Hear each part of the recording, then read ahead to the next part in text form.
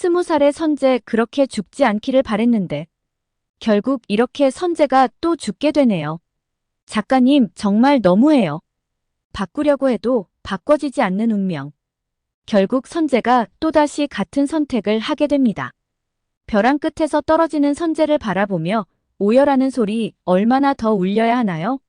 도대체 김영수는 죽일 수는 있는 걸까요? 13화에서 김영수는 죽지 않고 체포되는 걸로 마무리되었는데요. 그럼 또다시 타임슬립을 한다고 해도 선재가 죽을 위기에 또 직면한다는 건데요. 이제 남은 회차는 김영수 그만 죽는 걸로 하고 선재와 소리 꽁냥꽁냥 하는 모습 더 많이 보여주면 안 될까요? 지금까지는 소리의 타임슬립으로 소리가 시간대의 주체였다면 이번 마지막 타임슬립은 선재의 시계로 시간대의 주체가 선재가 된 것 같은데요. 14화 예고편에서 선재가 소리를 기억하지 못하는 모습으로 비춰지는데요. 그동안 예쁜 서사를 다 날려버린 거냐고 그래서 많은 분들이 속상해하고 있죠. 그건 다들 속고 있는 겁니다. 영상 끝까지 보시면 왜 선재가 소리를 기억하고 있는지 이 두 장면을 통해서 확실히 알 수 있습니다. 미래로 다시 돌아온 소리. 그렇게 꿈꾸던 영화 감독이 되어 현장에서 발로 뛰며 변함없는 씩씩함을 보이고 있습니다. 태성이도 아버지의 뒤를 이은 걸까요? 경찰이 되어 있는 태성인데요. 소리의 남사친으로 소리를 여전히 옆에서 지켜주는 멋진 태성입니다. 소리는 자신이 친 사고를 수습하기 위해 대표가 참석한 영화제 현장에 가게 되는데요. 그러나 그곳에서 계단을 오르다 넘어지는 자신을 누군가 잡아주죠. 꿈일까? 생시일까요? 바로 전날의 만취에서 내리는 눈을 바라보며 울면서 애타게 부르던 선재가 자신의 눈앞에 서 있는 것입니다. 하지만 이를 어쩌나요?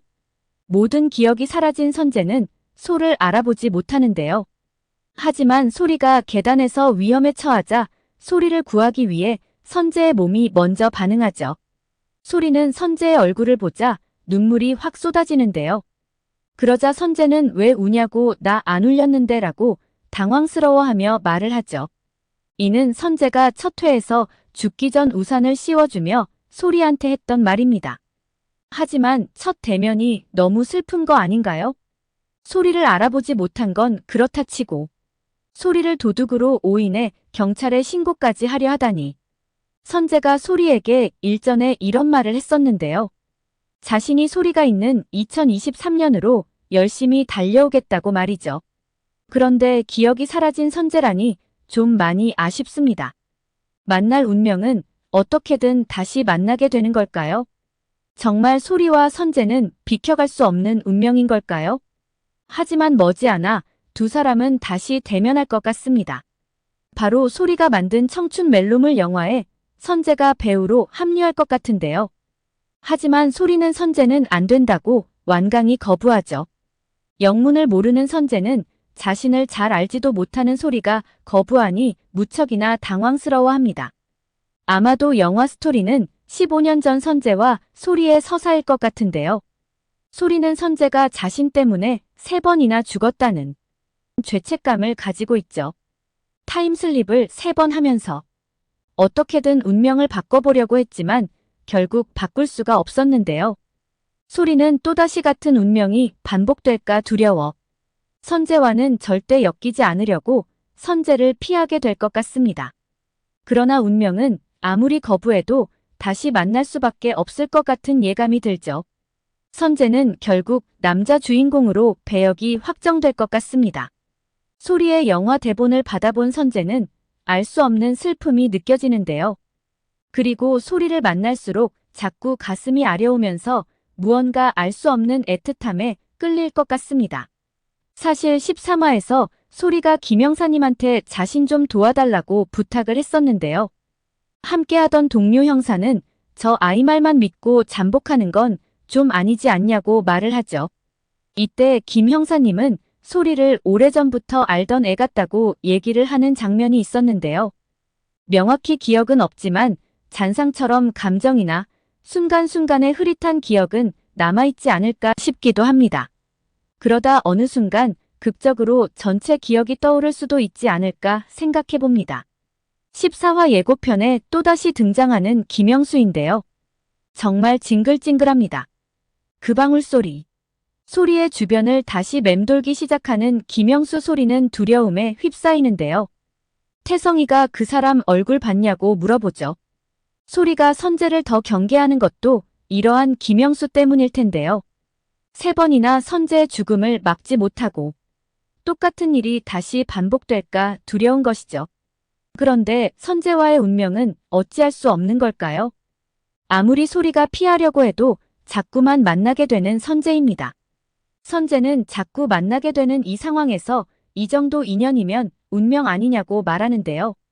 하지만 소리는 운명이 뜯어말리는 일은 절대 하지 않을 거라고 말하죠. 선재가 소리를 기억하고 있다는 것을 알 수 있는 장면이 2곳이 있습니다. 첫 번째는 소리가 집에 들어가는 장면이 나옵니다. 이때 누군가 1층에서 소리를 지켜보고 있는데요. 그가 바로 선재인 것 같습니다. 2번째 장면은 선재가 소리와 함께 있는 술집에서 소리에게 이런 의미심장한 말을 하는데요. 당신과 엮이려면 죽음 정도는 각오해야 하냐고 말이죠. 이건 빼박 소리를 구하다 죽는다는 걸 알고 있어야만 할 수 있는 얘기인 거죠.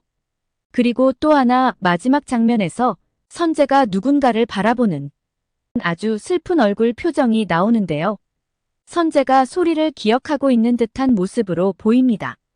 아마 이전 회차에서처럼 선재도 소리를 기억하고 있는 것으로 보이는데요. 소리가 자신에 대한 죄책감을 가지고 있는 것을 알고 있는 선재죠. 그래서 부담을 주지 않기 위해 일부러 우연을 가장하고 소리에게 다가가는 것 같습니다. 그리고 영화 OST는 선재가 소리를 위해 만든 소나기가 될 것인데요. 소리가 만든 영화에 선재가 남자 주인공, OST 음악은 소리를 위해 만든 선재의 노래, 생각만 해도 즐겁지 않나요?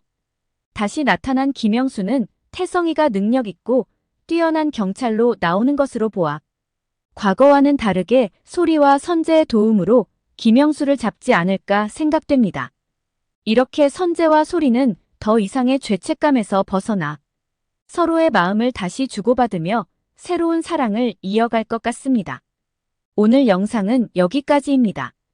구독, 좋아요는 제게 큰 힘이 됩니다.